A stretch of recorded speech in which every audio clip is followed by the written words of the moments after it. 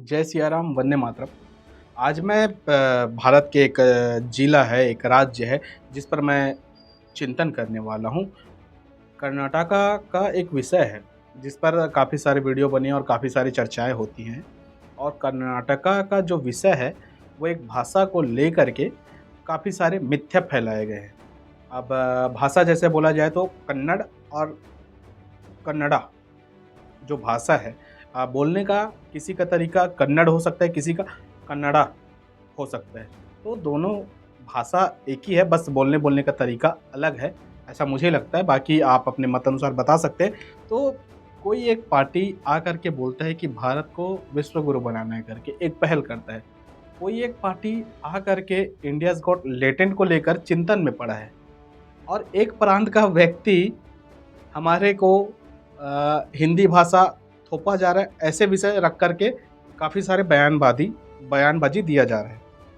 तो चिंताजनक विषय ये है कि ये जितने भी पार्टी हैं, ये सब एक प्रोपोगेंडा के तहत अपने आप को दिखाने के लिए या लूमलाइट के लिए या फिर पार्टी विशेष में आपस में कुछ समन्वय बनाने के लिए या फिर आपस में जनता को बरगलाने के लिए ये प्रोपोगेंडा करते हैं, मुझे ऐसा लग रहा है। क्योंकि जो कन्नड़ा जो भाषा है, उस भाषा को लेकर ज़्यादा बवाल नहीं हुआ है।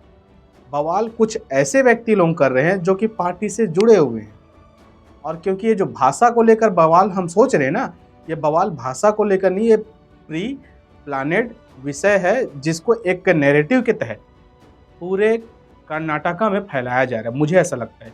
क्योंकि आप स्वयं सोच कर देखिए, जिस साउथ इंडिया का व्यक्ति नॉर्थ इंडिया में बैठ कर के भोजन कर सकता है साउथ इंडियन, और नॉर्थ इंडिया का व्यक्ति साउथ इंडिया में जाकर नॉर्थ इंडियन भोजन कर सकता है, ऐसे हमारे भारत में क्या भाषा को लेकर कोई चिंताजनक ऐसा विषय हो सकता है?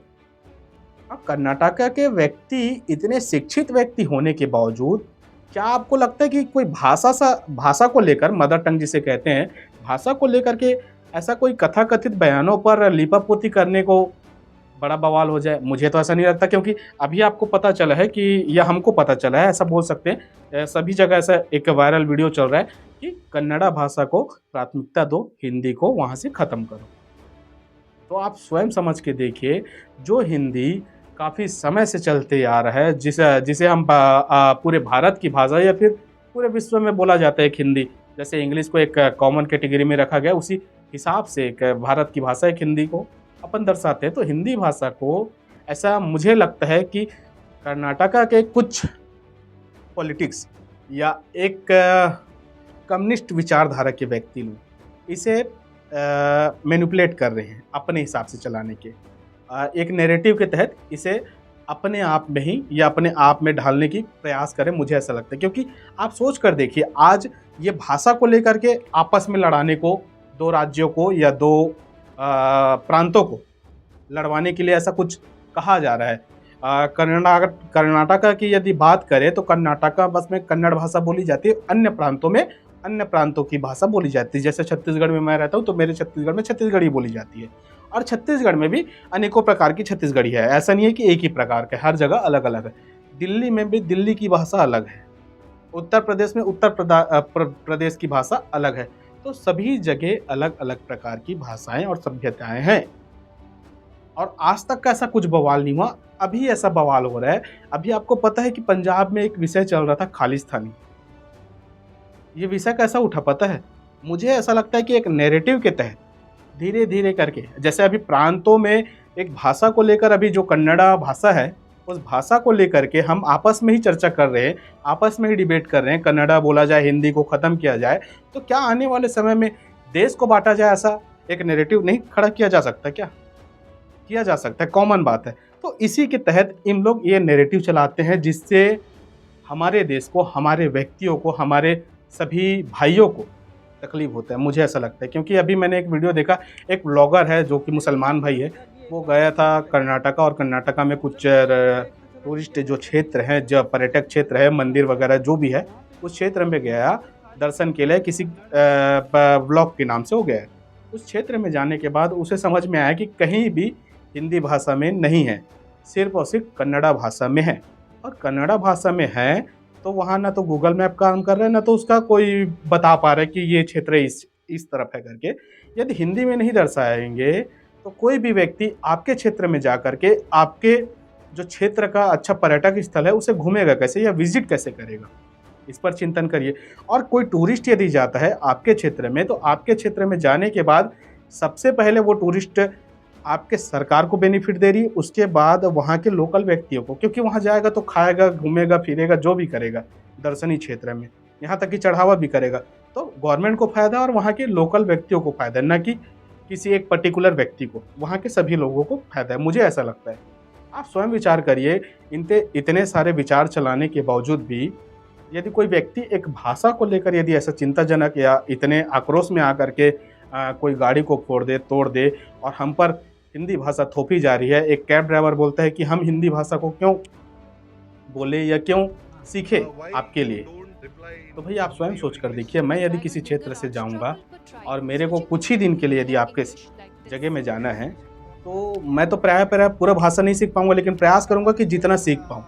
लेकिन मैं यदि आपके क्षेत्र में ज़्यादा बहुसंख्यक में या किसी संख्या के साथ आपके क्षेत्र में आ रहा हूँ, तो आपको तो कहीं न कहीं इतना सा तो सीखना पड़ेगा। मैं ये नहीं बोल रहा हूँ कि आपको थोपा जा रहा है, थोपा नहीं जा रहा है। आपको सीखना इसलिए अनिवार्य है क्योंकि आपके क्षेत्र में आप टूरिज़्म को ज़्यादा बढ़ावा दिए हैं, तो टूरिज़्म आपके क्षेत्र में आ रहे हैं, तो उनको आपसी समझौता के लिए, आपस में कम्युनिकेशन बनाने के लिए, इतना तो आपके पास सेंस होना चाहिए कि कम्युनिकेशन बनाने के लिए भाषा का ही एक मार्गदर्शन या एक रास्ता बनाया जा सकता है, जिससे आपस में 2 व्यक्ति मिल पाएँ और भाषा से ही एक-दूसरे का मेल-जोल हो सकता है। अब हम बोलेंगे कि हम वहाँ जाके कन्नड़ा में ही बात करें, तो फिर टूरिज़्म फिर गया सत्यानाश में। और इस चीज़ का फ़ायदा बड़े-बड़े पार्टियाँ उठाती हैं और उठा भी रही है, मुझे ऐसा लगता है। आप इतने सारे प्रोपेगेंडा के तहत यदि आप अभी भी नहीं समझ पाए, तो समझाना बेकार है। और मैं एक ही विषय आपके सामने में रखूँगा। मेरे जो पर्स है, पर्स में कुछ पैसे रखा हूँ, तो पैसे को मैं दिखा दूँ। ये है मेरे पास पैसा और इस पैसे में भारतीय रिज़र्व बैंक करके एक लिखा है हिंदी शब्द। यदि ये हिंदी शब्द को भी आप काट देंगे तो इस नोट को चलाएँगे कैसे? क्योंकि आप भी तो उसी भारत में रहते हैं जिस भारत में मैं रहता हूँ। ये कभी चिंता किए?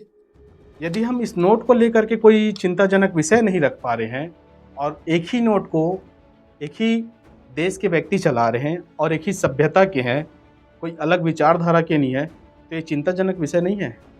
आप स्वयं चिंतन करिएगा।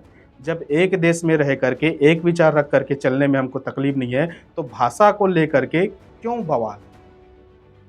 ये कोई प्लानेट विषय है, आप इस चीज़ को समझ जाइए। और ये एक नैरेटिव के तहत आपस में लड़ाया जा रहा है, जो कि मुझे समझ में आ रहा है। आपको कितना आता है आप कमेंट के माध्यम से बताइए। मेरा विषय यहीं तक का था आपको समझाने के लिए। बाकी आप कमेंट के माध्यम से मुझे भी मार्गदर्शन दे सकते हैं कि क्या उचित है और क्या अनुचित है। आपका कमेंट का इंतज़ार रहेगा। इन्हीं शब्दों के साथ मैं अपनी वाणी को विराम देता हूँ। यदि हमारे चैनल में नए हैं तो सब्सक्राइब अवश्य करें और ऐसे वीडियो पसंद आते हैं तो इस वीडियो को लाइक करके अपने मित्रों को शेयर करें। जय सिया राम, वंदे मातरम, भारत माता की जय।